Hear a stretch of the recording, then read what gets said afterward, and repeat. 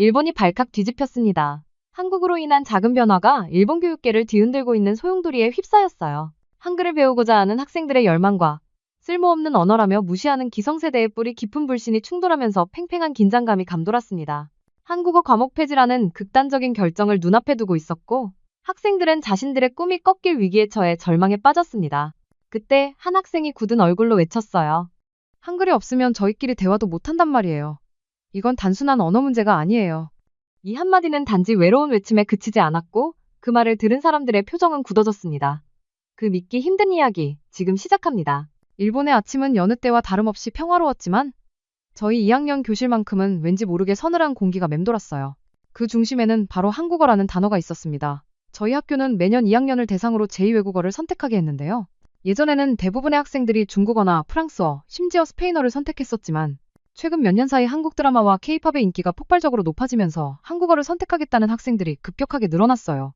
그리고 올해 드디어 한국어 과목이 정식으로 개설되기에 이르렀죠. 저는 솔직히 한국 문화에 크게 관심이 있던 편은 아니었어요.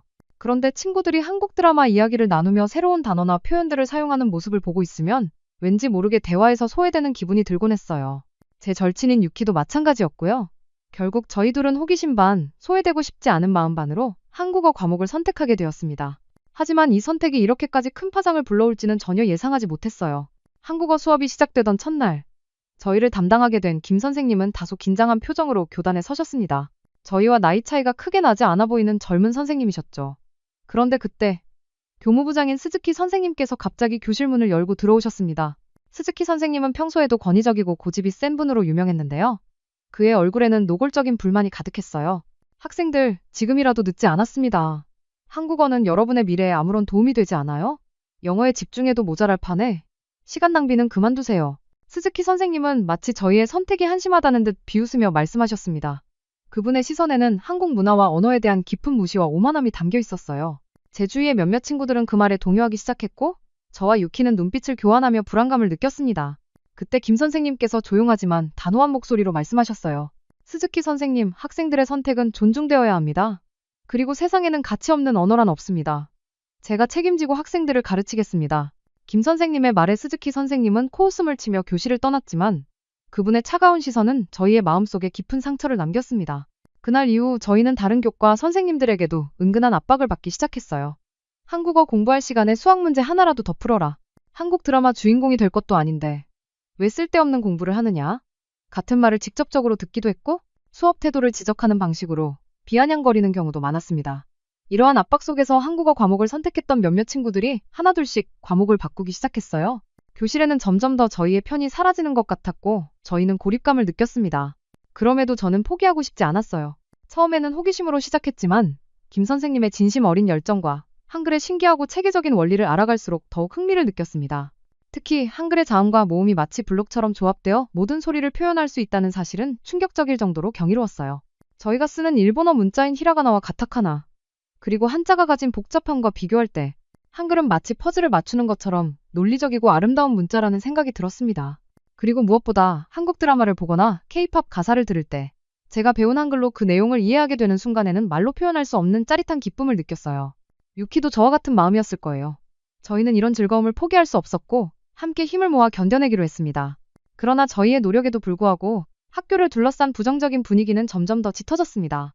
한글을 배우는 저희를 향한 비난은 끊이지 않았고 한국어는 미래에 쓸모없는 언어라는 오만한 편견은 마치 학교의 교칙처럼 굳어져가는 것 같았어요. 저희가 직면한 위기는 이제 단순한 학습 문제를 넘어 저희의 선택과 꿈을 송두리째 흔드는 거대한 벽이 되어버렸습니다. 스즈키 선생님의 날카로운 비난이 쏟아진 이후 교내의 분위기는 눈에 띄게 차가워졌습니다. 한국어 수업은 마치 문제아들의 모임인 것처럼 취급되었고 저희를 바라보는 다른 학생들의 시선에도 알 수 없는 경계심이 담겨 있었어요. 수업 시간마다 교실 문을 열고 지나가며 혀를 차는 선생님도 있었고 교과서를 숨기는 장난을 치는 친구들도 생겨났습니다. 그럴 때마다 저는 숨막히는 압박감에 짓눌리는 듯한 기분이 들었어요. 하지만 저희에게는 든든한 방패막이가 되어주는 김 선생님이 계셨죠. 김 선생님은 저희의 불편한 상황을 누구보다 잘 알고 있었고 그럴 때마다 굳은 표정으로 저희를 지켜주셨습니다. 한 번은 점심시간에 저희끼리 한국어 공부를 하고 있는데 옆자리에 앉아있던 다른 반남 학생들이 대놓고 저희를 비웃으며 야, 한글 그거 배우면 뭐하냐? 쓸데없는 글자 아니냐? 라고 조롱했어요. 그 목소리가 꽤 커서 주위의 시선을 한몸에 받게 되었고 저희는 부끄러움에 얼굴이 빨개졌습니다. 그때 마침 식당을 지나가시던 김 선생님께서 저희를 발견하고는 그 학생들에게 다가갔어요. 학생들, 그렇게 말하는 이유가 무엇인가요? 타인의 선택을 존중하지 않는 태도는 매우 무례한 행동입니다. 김 선생님의 단호한 말에 학생들은 당황하며 자리를 피했고, 저희는 안도의 한숨을 내쉬었습니다. 하지만 김 선생님을 향한 불신과 견제는 점점 더 노골적으로 변해갔어요. 특히 스즈키 선생님은 김 선생님께 자주 찾아와 어설픈 동정심으로 학생들의 미래를 망치지 마시오라며 쓴소리를 하셨고, 한국어 수업에 필요한 교재나 학습 자료를 신청할 때마다 꼬투리를 잡으며 예산 배정을 지연시키기도 했습니다. 김 선생님은 그런 상황 속에서도 학생들 몰래 사비를 털어 교재를 구하고 밤늦게까지 저희의 학습 자료를 손수 만들며 열정을 불태우셨습니다. 그러던 어느 날 저희가 가장 좋아하는 한국 드라마의 명장면을 보며 대사를 따라하는 수업이 있었어요. 유키는 특히 그 장면을 좋아해서 발음 연습에 열중하고 있었죠. 그때 스즈키 선생님께서 예고 없이 교실 문을 활짝 열고 들어오셨습니다. 저희는 깜짝 놀라 동작을 멈췄고 스즈키 선생님은 저희의 모습을 한심하다는 듯 훑어보셨습니다. 이게 지금 고등학교 수업입니까? 연극이나 하려고 여기 왔어요? 이게 학생들의 미래에 도대체 무슨 도움이 된다는 말입니까? 스즈키 선생님의 목소리는 교실 전체를 뒤흔들 만큼 격앙되어 있었고 그분 뒤에는 다른 교과 선생님들 몇 분이 서서 저희를 지켜보고 있었어요. 마치 저희의 부적절한 수업 현장을 고발하려는 듯한 느낌이 들어 저는 온몸이 굳어버렸습니다. 김 선생님께서는 침착하게 대응하셨지만 스즈키 선생님의 분노는 쉽게 가라앉지 않았습니다. 당신은 학생들에게 한국이라는 나라의 우수성만 주입시키고 있어요. 그 쓸데없는 문자가 우리 문자를 대체할 수 있다고 가르치고 있는 거 아니겠습니까? 학생들을 현혹시키지 마세요. 김 선생님은 고개를 절레절레 흔들며 부드러운 목소리로 대답하셨어요. 스즈키 선생님, 저는 한글의 과학적 원리와 매력을 가르치고 있습니다. 그 어느 나라도 모음과 자음이 결합되어 새로운 소리를 만들어내는 이처럼 체계적인 문자를 가지고 있지 않다는 것을 알려주는 것이 제 역할입니다. 그리고 학생들은 이 수업을 통해 한국 문화의 깊은 부분을 이해하게 되죠. 스즈키 선생님은 그 말을 듣자마자 화가 폭발한 듯 손으로 책상을 내리치셨습니다. 웃기는 소리, 우리 문자가 얼마나 아름다운지 아십니까? 쓸데없는 글자에 미쳐서 본질을 잃지 마시오. 그날의 사건은 교내에 빠르게 퍼져나갔습니다.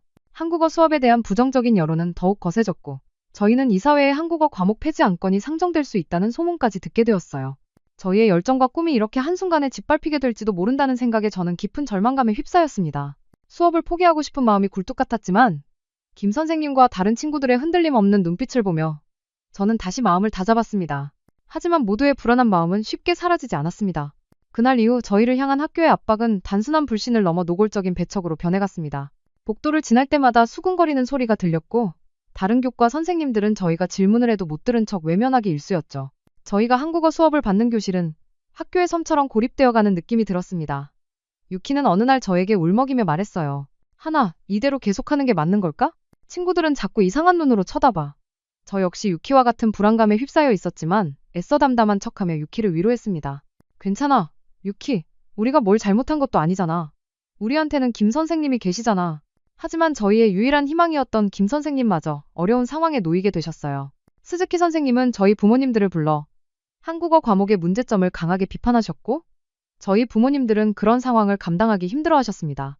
결국 학부모들의 불안과 일부 교사들의 강한 반대가 맞물려 한국어 과목 폐지 안건이 공식적으로 학교 이사회에 상정되었다는 충격적인 소식이 전해졌습니다. 소식을 들은 저희는 모두 망연자실했어요. 저희가 좋아했던 한국어 수업이 저희가 어렵게 지켜냈던 이 작은 공간이 한순간에 사라질 수도 있다는 사실이 믿기지 않았습니다. 교실은 침묵으로 가득 찼고 모두의 얼굴에는 절망감이 드리워졌어요. 그때 김 선생님께서 조용히 칠판 앞에 서셨습니다. 여러분, 저는 여러분의 노력이 결코 헛되지 않았다고 생각합니다. 우리는 이 위기를 함께 극복할 수 있습니다. 김 선생님의 말씀은 저희에게 작은 위로가 되었지만 눈앞에 닥친 현실은 너무나 막막했습니다. 학교 이사회가 열리기 전까지 저희에게 주어진 시간은 단 일주일뿐이었고 저희는 아무런 힘도 없는 어린 학생들에 불과했죠. 저희는 도서관에 모여 머리를 맞댔습니다. 어떻게 해야 이 위기를 극복할 수 있을지 고민했지만 뾰족한 해결책은 보이지 않았어요. 스즈키 선생님을 비롯한 반대파 교사들은 이미 이사회를 설득하기 위한 자료를 철저히 준비했을 터였고 저희는 그들의 논리를 뒤집을 만한 그 어떤 것도 가지고 있지 않았습니다. 유키는 고개를 숙인 채 울음을 터뜨렸습니다. 결국 이렇게 되는구나. 그냥 포기할까? 저도 함께 울고 싶었지만 애써 눈물을 참았어요. 그리고 그때 제 머릿속에 번개처럼 한 가지 생각이 스쳐 지나갔습니다. 과연 한글은 정말 쓸모없는 문자일까? 아니, 그렇지 않다는 것을 저는 알고 있었어요. 저는 한글이 얼마나 과학적이고 논리적인 문자인지를 직접 경험했으니까요. 하지만 그것을 어떻게 다른 사람들에게 증명할 수 있을까요? 저는 도서관 한쪽 구석에 쌓여있는 고서들을 바라보았습니다. 어쩌면 그 속에 저희가 찾고 있던 단서가 숨겨져 있을지도 모른다는 막연한 희망이 들었습니다. 저희는 이대로 포기할 수 없다는 강한 의지를 불태웠고 일주일 동안 학교 도서관을 뒤지기 시작했습니다. 아무것도 찾지 못할지도 모른다는 두려움과 함께 이 작은 노력이 저희의 마지막 희망이라는 절박함이 저를 채찍질했습니다. 시간이 갈수록 이사회의 날은 점점 더 다가오고 있었고 저희를 향한 압박은 더욱 팽팽하게 죄어왔습니다. 저희의 절박한 일주일은 희망 없이 흘러가는 듯했습니다. 학교 도서관은 방대한 책들로 가득했지만 저희가 찾고 있는 한글의 우수성을 증명할 만한 자료는 어디에도 보이지 않았어요. 해가 질 무렵까지 도서관 구석구석을 뒤졌지만 허탕만 치고 돌아오기 일쑤였죠. 저희의 표정에는 점점 더 깊은 피로와 실망감이 쌓여갔습니다. 결국 안 되는 걸까라는 부정적인 생각이 머릿속을 가득 채우기 시작했습니다. 그때 유키가 낡은 서가 맨 아래 칸에서 먼지 쌓인 책 한 권을 발견했어요. 책 등에는 낡은 종이가 붙어 있었는데 희미하게 도서부 정리보고서라고 쓰여 있었죠? 그 책은 저희 학교의 오랜 역사를 담고 있는 도서부의 기록 모음집이었습니다. 별다른 기대 없이 펼쳐본 책 속에는 지난 세월 동안 도서부원들이 직접 정리하고 기록한 자료들이 빼곡히 들어있었어요. 그리고 그 중에서 저희의 눈길을 사로잡은 것은 1990년대 후반의 도서부 활동 기록이었습니다. 그 시절에는 저희 학교가 세계의 문자라는 주제로 특별 전시회를 열었던 것 같았어요. 기록 곳곳에는 당시 전시회를 준비했던 학생들의 메모와 함께 여러 나라의 문자에 대한 자료들이 스크랩되어 있었습니다. 히라가나, 가타카나, 한자를 비롯해 알파벳, 중국어, 아랍어 등 다양한 문자가 소개되어 있었죠. 그리고 그 중심에는 한글에 대한 놀랍도록 상세한 분석이 담긴 종이가 있었습니다. 메모의 필체는 또박또박 정갈해서 누군가 오랜 시간 공들여 쓴 것 같았습니다. 그 기록에는 한글의 자음과 모음이 어떻게 발성기관의 모양을 본떠 만들어졌는지, 그리고 이들이 결합하여 무한한 소리를 만들어내는 원리가 매우 과학적으로 설명되어 있었어요.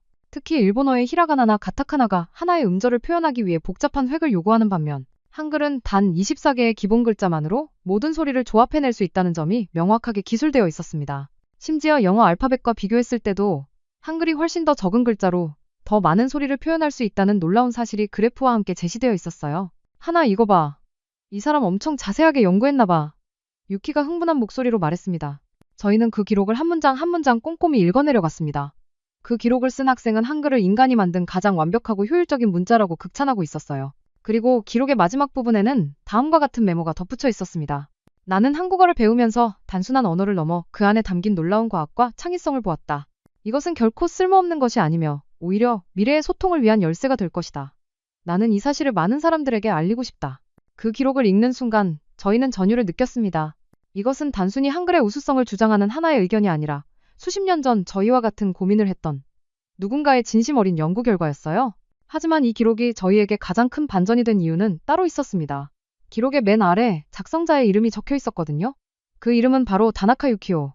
그는 저희 학교의 졸업생이었는데 저희가 매일 만나 뵙는 스즈키 선생님의 본명이 다나카 유키오라는 사실을 저희는 알고 있었죠. 스즈키 선생님의 젊은 시절 이름과 똑같았던 겁니다. 저희는 그 사실의 망치로 머리를 맞은 듯한 충격을 받았습니다. 한글을 그렇게나 무시하고 비난했던 스즈키 선생님이 과거에는 오히려 한글의 열렬한 옹호자였을지도 모른다는 생각에 머릿속이 혼란스러웠습니다. 그 오래된 기록을 들고 저희는 밤늦도록 도서관에 남아 있었습니다. 종이에 희미하게 적힌 다나카 유키오라는 이름은 저희의 머릿속을 떠나지 않았어요. 한글을 그렇게나 비난하고 폄훼했던 스즈키 선생님의 젊은 시절 이름과 똑같다는 사실이 도무지 믿기지 않았습니다. 저희는 이 기록이 정말 스즈키 선생님의 것인지 확인하기 위해 앨범과 졸업 사진들을 찾아보기 시작했어요. 그리고 마침내 오래된 졸업 앨범의 흑백 사진 속에서 저희는 놀랍도록 젊은 시절의 스즈키 선생님을 발견했습니다. 그의 옆에는 그가 썼던 것과 똑같은 필체로 한글, 미래의 언어라고 적힌 포스터가 붙어 있었어요. 그 순간 제 머릿속에는 거대한 혼란의 소용돌이가 일었습니다. 대체 왜 한글을 그토록 극찬했던 사람이 지금은 그렇게까지 혐오하는 것일까요? 저는 유키와 함께 밤새도록 그 기록을 읽고 또 읽으며 의문을 풀고자 애썼습니다. 기록에는 한글이 가진 과학성과 효율성이 매우 구체적이고 논리적으로 설명되어 있었어요. 특히 일본어 문자와 한글을 비교하는 대목에서는 충격적일 정도로 명확한 차이점을 보여주었습니다. 일본어의 가타카나나 히라가나가 자음과 모음이 결합된 음절 단위로 이루어져 있어서 표현할 수 있는 소리가 한정적인 반면 한글은 자음과 모음이 분리되어 있어 훨씬 다양한 소리를 만들어낼 수 있다는 것이었죠. 심지어 영어 알파벳과 비교했을 때도 한글의 조합 원리가 훨씬 뛰어나다는 내용이 담겨 있었습니다. 다음날 아침 저희는 이 기록을 김 선생님께 보여드렸습니다. 김 선생님은 그 기록을 보시고는 한동안 말을 잇지 못하셨어요. 그리고는 조용히 말씀하셨습니다. 다나카 선생님께서 이런 생각을 하셨었군요. 그분의 목소리에는 복잡한 감정이 뒤섞여 있었어요. 김 선생님도 이 기록이 스즈키 선생님의 것이라는 사실을 직감하고 계셨던 것 같았습니다. 저희는 그 기록을 저희 한국어 수업을 듣는 다른 친구들에게도 보여주었습니다. 처음에는 모두가 믿기지 않는다는 표정을 지었지만 기록에 담긴 명확한 근거들을 보며 점차 인식이 흔들리기 시작했어요. 그때 저희 반 친구인 료타가 의미심장한 표정으로 말했습니다. 료타는 평소 한국어에 별 관심이 없었고 오히려 한국어 수업을 시큰둥하게 여겼던 친구였어요. 맞아. 요즘 SNS에서 쓰는 신조어들 보면 일본어로는 표현하기 힘든 게 많아. 그런데 한국어는 받침이라는 게 있어서 그런 미묘한 소리나 감정까지 다 표현할 수 있더라. 료타의 말에 모두가 고개를 끄덕였습니다. 저희가 쓰는 일본어 문자로는 표현할 수 없는 미묘한 발음이나 감정의 뉘앙스들이 한글로는 너무나 쉽게 표현된다는 것을 저희는 이미 경험하고 있었거든요. 그 기록은 단순히 과거의 이야기가 아니라 바로 지금 저희가 겪고 있는 현실을 정확하게 짚고 있었던 것입니다. 한글이 없다면 저희 친구들 사이에서 유행하는 신조어나 은어, 혹은 특정 감정을 담은 짧은 문장들을 공유하는 데 어려움이 생길 수 있다는 것을 깨달았습니다. 가령 심쿵 같은 단어는 일본어로 딱 맞아떨어지는 표현이 없어서 구구절절하게 설명해야만 했어요. 하지만 한글을 아는 친구들끼리는 단 한 글자로 모든 감정을 공유할 수 있었죠. 스즈키 선생님의 기록을 통해 한글의 과학적 우수성을 다시 한번 확인한 저희는 그동안 저희를 짓눌렀던 쓸모없는 언어라는 편견에 강한 균열이 생기는 것을 느꼈습니다. 그리고 그와 동시에 한글을 그토록 증오하는 스즈키 선생님의 내면에 어떤 복잡한 사연이 숨겨져 있을지에 대한 의문이 더욱 커졌습니다. 이제 저희는 단순한 폐지 반대를 넘어 이 진실을 밝혀내야 한다는 사명감까지 느끼게 되었습니다. 스즈키 선생님의 젊은 시절 기록을 발견한 후 저희의 태도는 완전히 달라졌습니다. 더 이상 불안에 떨거나 숨어 다니지 않았어요. 저희는 한글의 우수성을 증명할 결정적인 증거를 손에 넣었다는 확신으로 가득 찼습니다. 하지만 이 증거를 어떻게 활용해야 할지 고민이 깊었죠. 스즈키 선생님의 과거를 폭로하는 방식은 너무 공격적일 뿐만 아니라 저희에게 도움을 주셨던 김 선생님께도 부담을 줄 수 있었어요. 그때 김 선생님께서 저희에게 조심스럽게 조언해 주셨습니다. 스즈키 선생님께서는 한글의 가치를 누구보다 잘 아시는 분입니다. 혹시 모종의 이유로 그분의 신념이 바뀌었을 수도 있으니 우리는 그분을 직접적으로 공격하기보다는 우리가 가진 진실을 정정당당하게 보여주는 것에 집중해야 합니다. 김 선생님의 말씀을 듣고 저희는 스즈키 선생님과의 직접적인 충돌을 피하고 저희가 준비한 자료를 바탕으로 이사회에서 발표를 하기로 결심했습니다. 그런데 저희가 이사회 발표를 준비하고 있다는 소문이 학교에 퍼지자 반대파 교사들의 견제는 더욱 심해졌습니다. 스즈키 선생님은 저희에게 아무 말도 하지 않으셨지만 다른 선생님들을 통해 저희의 준비를 방해하려 했습니다. 갑자기 자습 시간이 줄어들었고 도서관 열람 시간도 제한되었어요. 심지어 저희가 한국어 수업 교실에 모여 발표 자료를 준비하고 있을 때 정체를 알 수 없는 사람이 교실 창밖에서 저희를 몰래 촬영하는 것 같은 기분까지 들었습니다. 저희는 왠지 모를 불안감에 휩싸였지만 서로를 다독이며 굴하지 않았습니다. 그러던 중 교내 게시판에 저희 한국어 수업을 비난하는 익명의 글이 올라왔습니다. 한글 수업은 학생들의 미래를 망치는 독독이다. 쓸데없는 언어에 현혹된 학생들. 같은 자극적인 내용으로 가득했죠. 글의 논리는 스즈키 선생님이 평소 저희에게 했던 말과 놀랍도록 비슷했습니다. 게다가 저희 한국어 수업을 듣는 학생들의 이름까지 언급되어 있어 저는 큰 충격을 받았습니다. 이것은 단순한 비난을 넘어선 명백한 괴롭힘이라고 생각했어요. 저희는 즉시 이 사실을 김 선생님께 알렸고 김 선생님은 학교 측에 정식으로 문제 제기를 하셨습니다. 하지만 학교 측에서는 학생들 간의 사소한 문제라며 대수롭지 않게 넘겼고 결국 게시물은 삭제되지 않은 채 방치되었습니다. 이 사건은 저희를 더욱 단단하게 만들었어요. 이제 저희는 단순히 과목을 지키기 위한 싸움을 하는 것이 아니었습니다. 저희의 정당한 선택을 폄훼하고 인신공격까지 서슴지 않는 불합리한 조직 내의 분위기와 맞서 싸워야 하는 상황에 놓인 것이죠. 저희는 이사회 발표를 단순한 발표가 아닌 저희의 진실을 증명하고 학교의 불합리한 관행을 바로잡는 결정적인 순간으로 만들기로 했습니다. 저희는 밤늦게까지 교실에 남아 발표 내용을 다듬고 스즈키 선생님의 기록을 토대로 한글의 우수성을 체계적으로 정리했습니다. 저희의 노력이 곧 저희의 방패이자 무기가 될 것이라고 믿었거든요. 마침내 학교 이사회가 열리는 날이 밝았습니다. 저희는 굳게 마음먹고 발표 자료를 손에 든 채 이사장실로 향했어요. 복도에는 팽팽한 긴장감이 감돌았고 저희는 한 발짝씩 내디딜 때마다 심장이 격렬하게 뛰는 것을 느꼈습니다. 이사장실 문 앞에는 스즈키 선생님과 그의 의견에 동조하는 몇몇 교사들이 서 있었어요. 스즈키 선생님의 표정은 그 어느 때보다 차갑고 굳어져 있었죠. 저희가 다가가자 그는 눈빛으로 말했습니다. 이쯤에서 그만두는 게 좋을 거다라고요.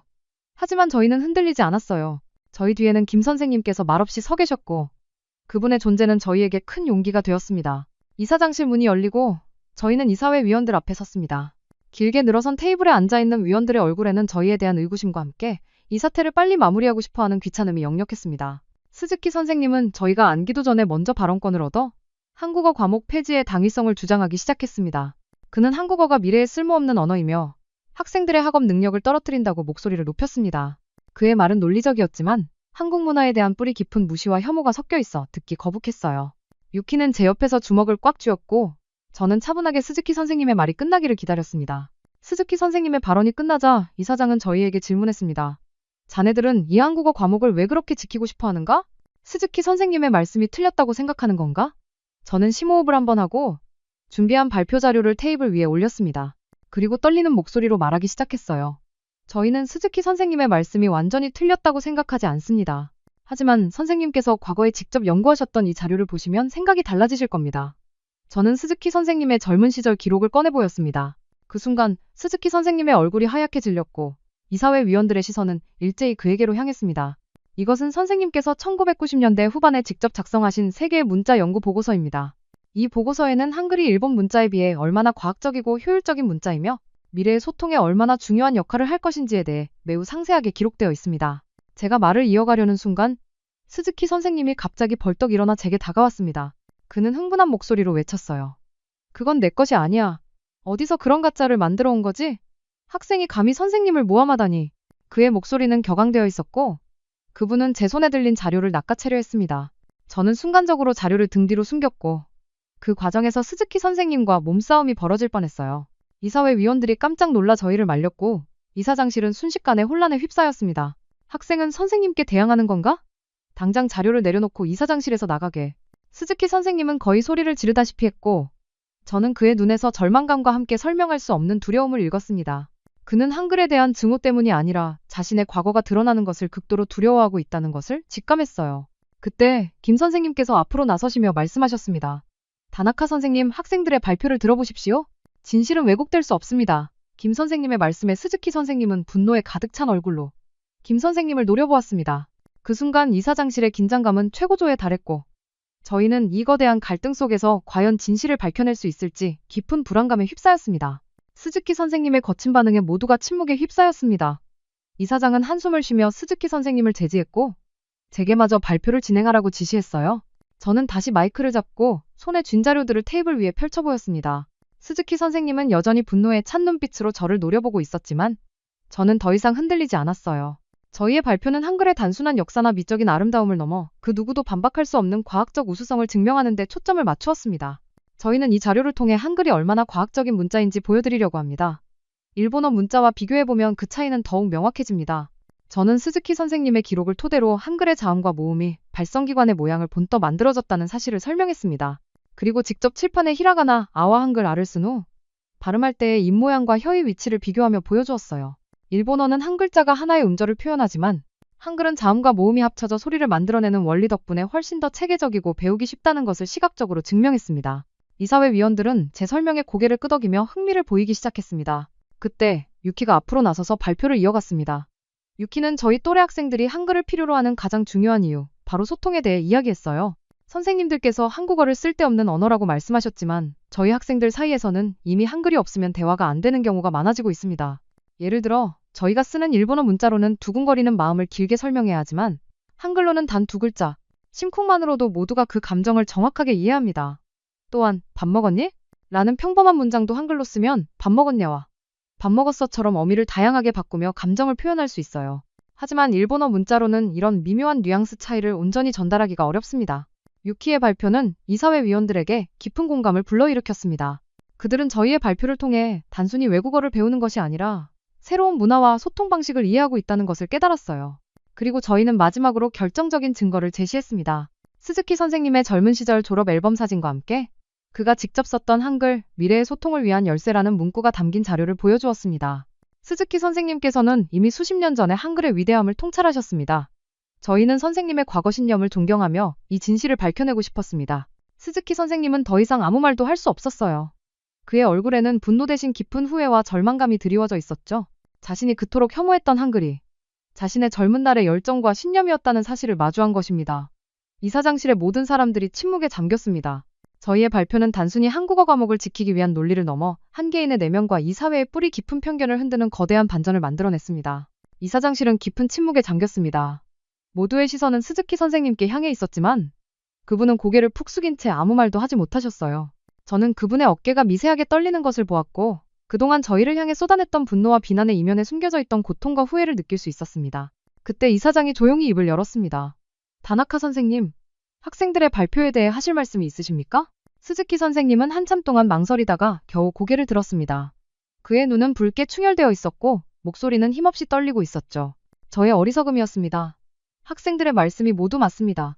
그 한마디에 이사장실의 모든 사람들이 놀라숨을 죽였습니다.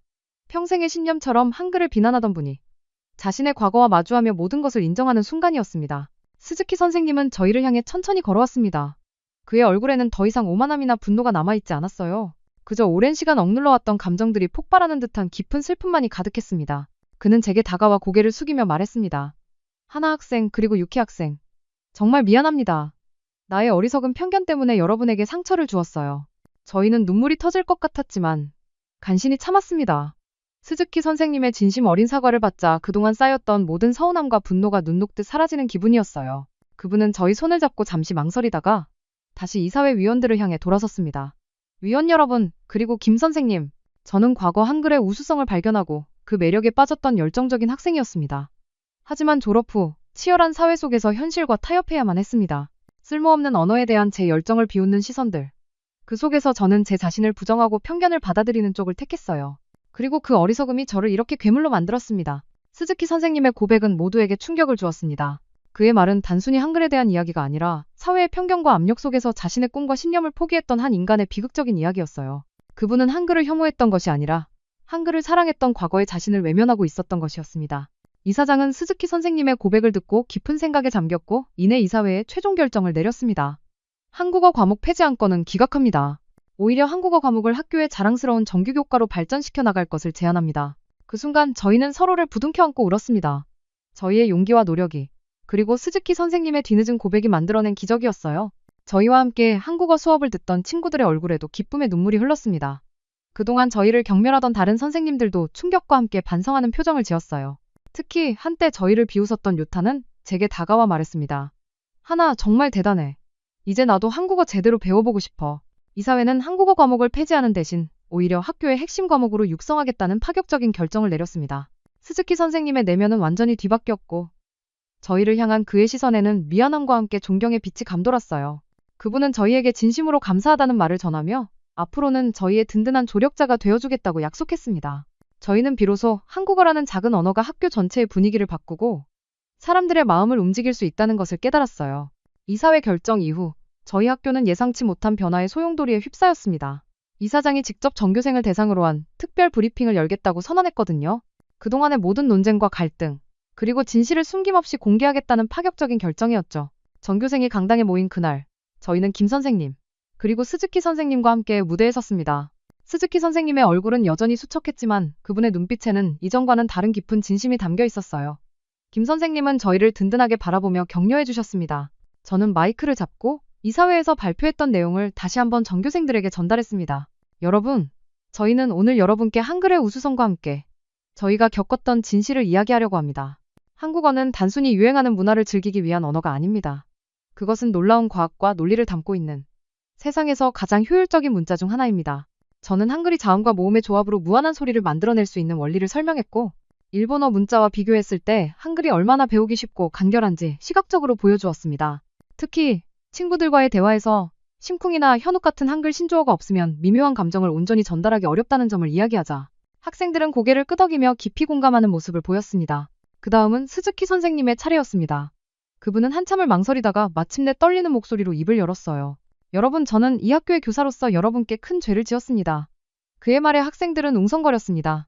저는 과거 이 학교에서 누구보다 한글의 우수성을 깊이 연구했던 학생이었습니다. 한글은 우리 문자가 가진 한계를 뛰어넘는 혁신적인 문자라고 믿었었죠. 하지만 사회의 편견과 현실적인 어려움 앞에서 제 신념을 포기하고 말았습니다.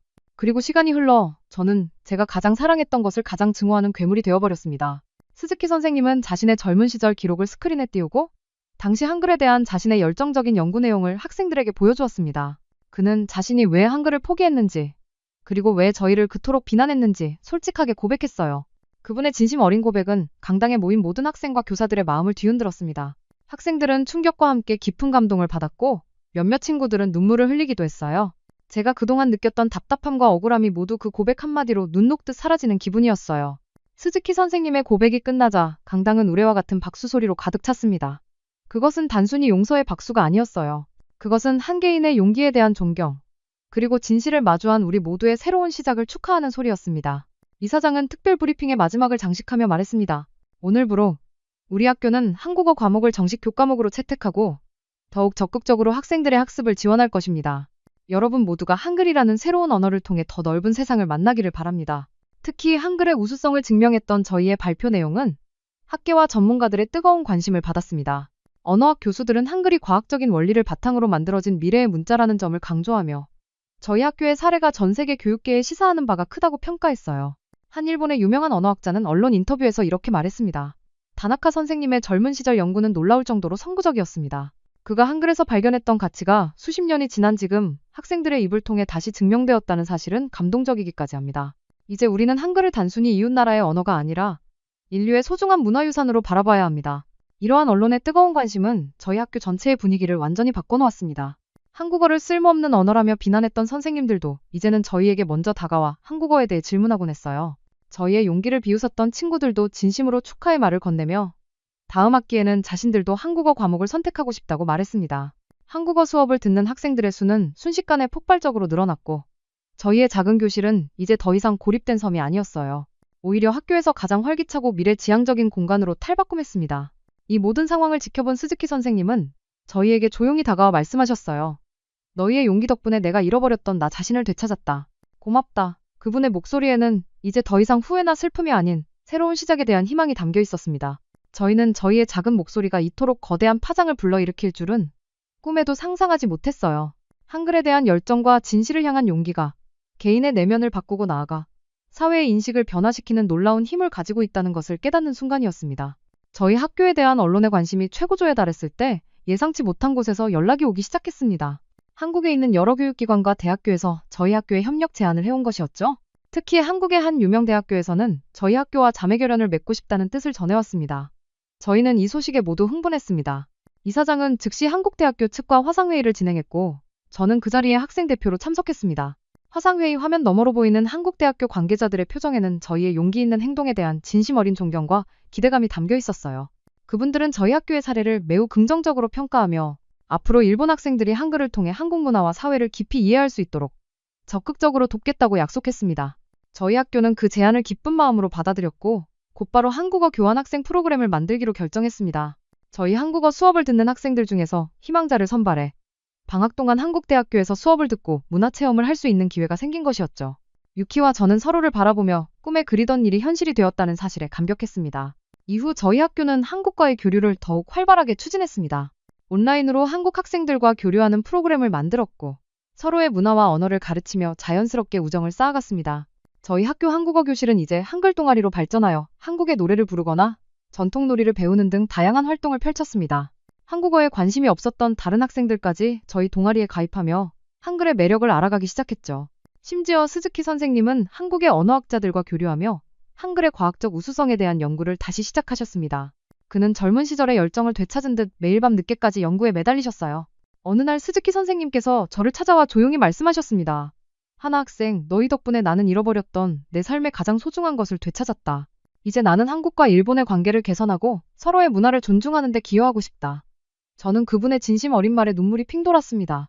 한때 한국어를 혐오했던 분이 이제는 한국과 일본을 잇는 가교 역할을 꿈꾸고 있다는 사실이 믿기지 않았어요. 저희의 작은 용기에서 시작된 일은 학교의 변화를 넘어 한국과 일본의 교육 교류를 확대하는 중요한 발판이 되었습니다. 저희는 한글을 배우면서 단순히 새로운 언어를 습득하는 것을 넘어 다른 나라의 문화를 이해하고 존중하는 법을 배웠어요. 그리고 이 과정에서 저희의 삶 자체가 더욱 풍요롭고 의미 있는 방향으로 나아가고 있다는 것을 깨달았습니다. 스즈키 선생님은 여전히 저희 학교에서 근무하고 계시는데 이제는 교사들 사이에서 한글 전도사로 불리고 있어요. 그는 한글의 우수성을 알리기 위해 일본 전역의 교육자들을 대상으로 강연을 다니고 있고 그의 강연은 늘 뜨거운 관심 속에서 진행되고 있습니다.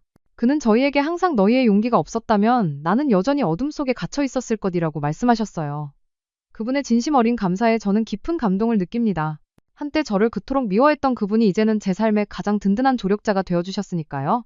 저희 학교의 한국어 교환학생 프로그램은 인기가 높아져서 이제는 일본 전역의 학생들이 저희 학교에 입학하기를 희망할 정도가 되었습니다. 저희는 이 모든 변화의 시작점이 바로 한글이라는 것을 잘 알고 있었죠. 한글은 저희에게 단순한 언어가 아니었어요. 그것은 새로운 세상을 향한 문을 열어준 열쇠였고, 서로 다른 문화와 마음을 이어주는 다리였으며, 무엇보다 저희 자신의 신념을 지킬 수 있도록 용기를 준 소중한 가치였습니다. 저는 한국어를 사랑합니다. 단순히 유행을 좇아서가 아니라 그 안에 담긴 과학적인 원리와 깊은 철학 때문입니다. 그리고 저는 한글을 통해 사람들의 마음을 잇는 이 일을 평생의 사명으로 삼으려고 합니다. 저의 이야기가 한글을 배우는 모든 사람들에게 작은 희망과 용기가 되었으면 좋겠습니다. 이 사연을 통해 새삼 돌아보게 되는 건 우리가 가진 언어가 단지 소통의 도구를 넘어 서로를 잇는 진심의 다리가 될 수 있다는 점입니다. 그리고 그 다리를 건너는 첫걸음은 항상 작은 관심과 존중에서 비롯된다는 것을요. 지금까지 감동화 연별이었습니다. 구독과 좋아요는 저에게 큰 힘이 됩니다. 감사합니다.